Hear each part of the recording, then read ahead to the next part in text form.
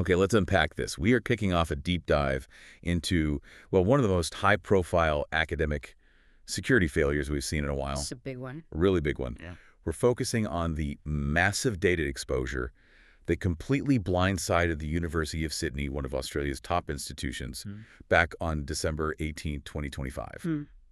So our mission today is really to move past the initial headlines and analyze exactly how this happened. What systems were hit and what this all reveals about the unique cybersecurity gaps in research and academic environments. Right. It's a whole different world from corporate security. It is.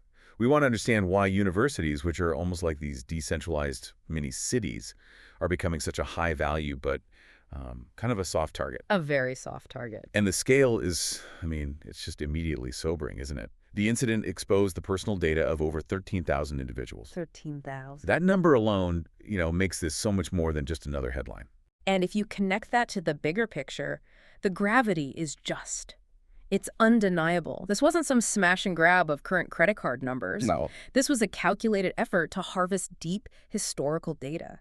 Cybercriminals, they know the richness of the data inside a university's archives. They're not just looking for today's staff list. They're looking for lifetime liability. So let's start right there with the victimology. 13,000 people is a huge pool, but who exactly was caught up in this?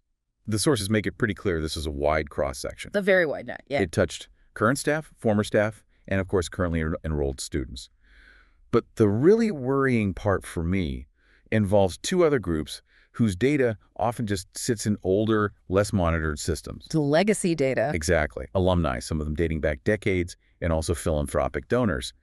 The idea that info from a donor from, say, 20 years ago could be exposed right alongside a current student's data just shows how sprawling this vulnerability was. And that depth is precisely why this is so concerning. When an institution stores data for decades, it's accepting a lifetime liability for protecting it. That's a great point. It doesn't matter if you're an active student or an alumnus from the 90s. The data still exists, and if it's stored poorly, that liability is still there. So what information actually walked out the door? We know the usual suspects, names, emails, phone numbers, but tell us about the high-value files.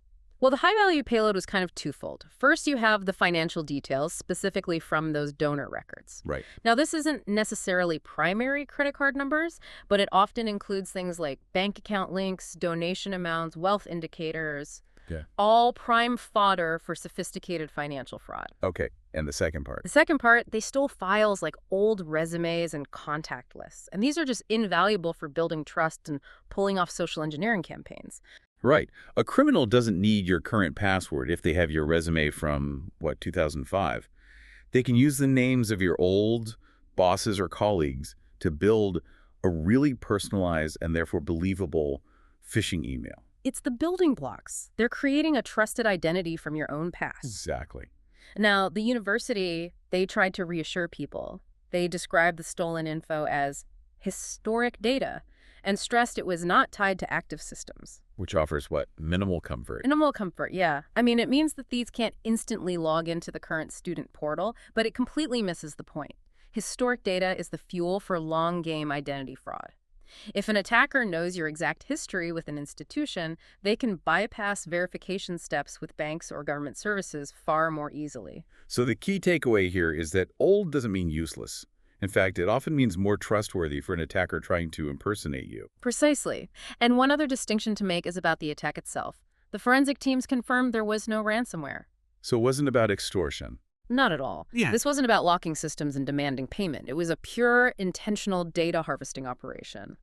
The goal was just to collect valuable personal records to sell or use later. Okay, this is where we shift to the how. And I find this part absolutely fascinating because the attackers, they didn't just kick in the front door. No, they didn't. The entry point wasn't the main university portal or the HR database.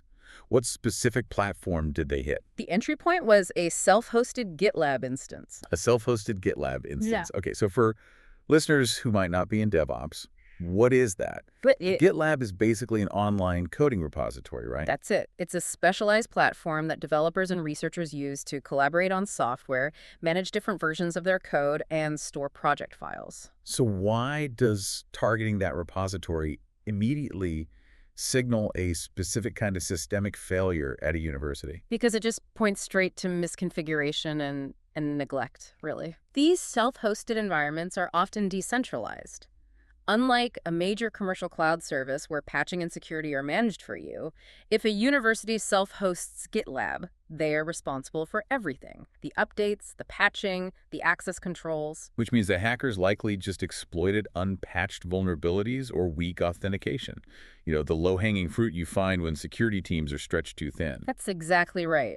The source material notes that security watchers on X, on Twitter, described this breach as a textbook case of misconfigured academic infrastructure. That's a damning phrase. It is. It's not just a casual insult. It points to the fact that these dev environments, often run by individual research groups, they prioritize speed and functionality over strict enterprise-grade security.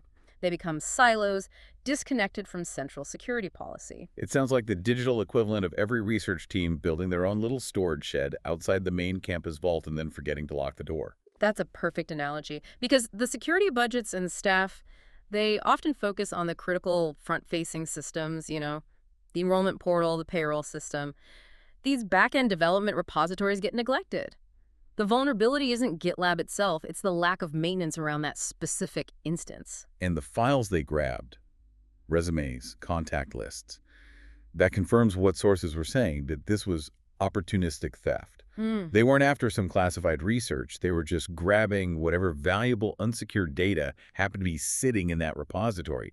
They found the unlocked filing cabinet. Exactly. A researcher might have just dumped a spreadsheet of a conference attendee list into that repository because it was convenient for their project. They likely had no idea they were exposing 13,000 people to the dark web by using an unpatched system for temporary storage. So when the breach was finally detected, what was the university's immediate move? The incident response here is pretty crucial. Well, the response was structured and thankfully swift. Their first action was containment. They immediately took the affected repository offline. Stop the bleeding. Stop the bleeding. After that, they brought in external forensic experts to do a deep root cause analysis, which is best practice, and they coordinated right away with the Australian Cybersecurity Centre, the ACSC. Looping in the ACSC, that's a big step, right? That suggests this was serious enough for a national level assessment. Absolutely. When a major academic institution gets hit, especially one that might handle sensitive research, the ACSC steps in. They need to assess the national risk and make sure the same vulnerability isn't being exploited at other universities across the country. It goes from an institutional problem to a national security concern very, very quickly. And beyond the tech fix, what support did the University of Sydney offer to the thousands of people affected? The focus then shifted to damage control for the victims. They sent out personalized notifications, which is required by law, and they offered specific support.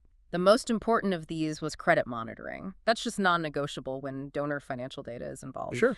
They also provided clear guidance on watching out for identity theft and phishing attempts. And for our listeners, what was the single most immediate, actionable piece of advice they gave out? The instruction was quoted directly, and it's the universal first step. Change passwords. Update your passwords for all accounts and use multi-factor authentication where possible. The basics. Still the most important. Always. It's the essential firewall. If an attacker has your old email and password, changing it immediately makes that specific piece of data useless for future attacks. And we can't ignore the timing here. This all happened in mid-December, right before the holidays. That feels almost predatory. It creates a massive window of vulnerability. The timing significantly amplified the risk because staff, students, everyone is focused on the holidays, they're traveling, they're not in their inboxes. So they might delay taking action. They might delay changing passwords or setting up credit monitoring until the new year. And criminals know this. They capitalize on that disruption. You often see a spike in really effective phishing attacks right after a disclosure like this when victims are distracted. Let's widen the lens a bit. This Sydney Uni hack is one specific example, but it points to these deep, persistent weaknesses in university IT across the whole sector. Why are educational institutions such prime targets? There are three main reasons, really. First, they handle these vast, disparate personal data sets, everything from student applications to staff HR, donor records, all in one place. Second, the culture is one of openness, of decentralized control, which encourages using open-source tools like GitLab without centralized IT oversight, or what we call enterprise-grade hardening. What exactly is enterprise-grade hardening in this kind of context? Think of a fortress versus a sprawling campus.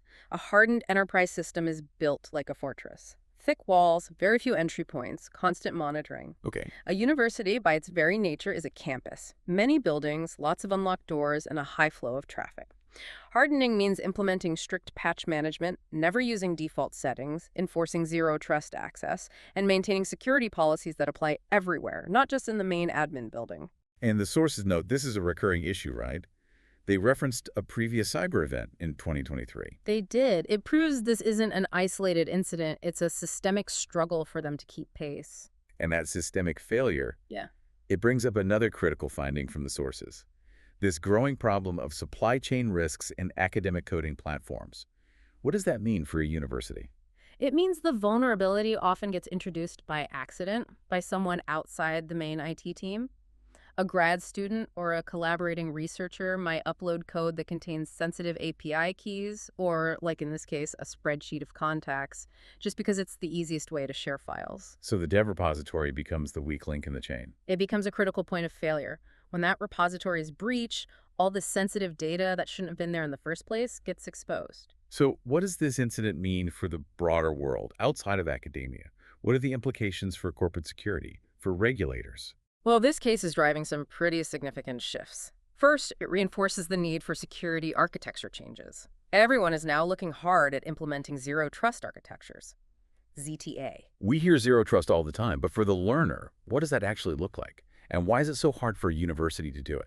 At its core, ZTA means trust nothing, verify everything, every time, even if a user is already inside your network. Okay. So if a faculty member is logged in, their access is still constantly verified and limited to only the resources they absolutely need.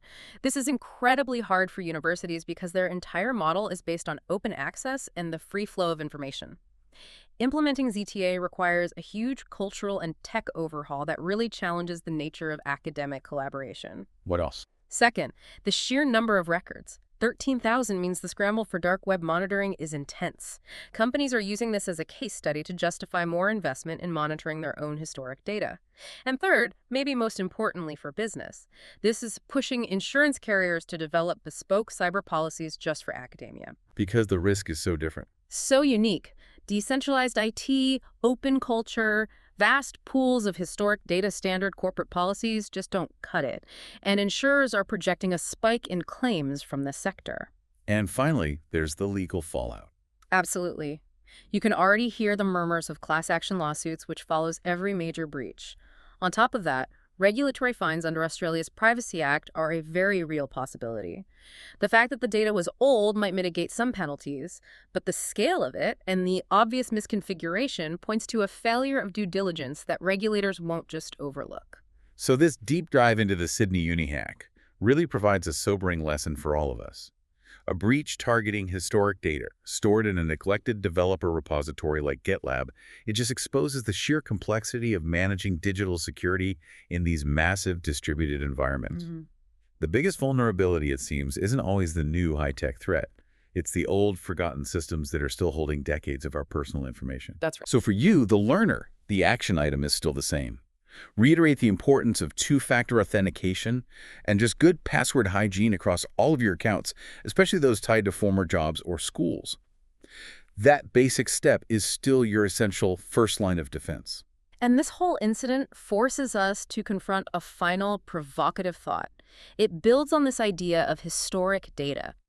If data from decades ago, alumni and donor records can be compromised from a forgotten system, what is the true lifetime of our personal data? That's a chilling question. How long after you leave an institution or a job do you need to stay vigilant against breaches linked to your past? The liability doesn't just expire when you graduate or change jobs. So it's a permanent part of your risk profile. It is. You have to actively think about what other legacy systems are out there holding your information. Old employer databases, former medical practices, previous club memberships, they could all be sitting there holding your critical identity details, just waiting for an opportunistic thief to come knocking on an unlocked digital door.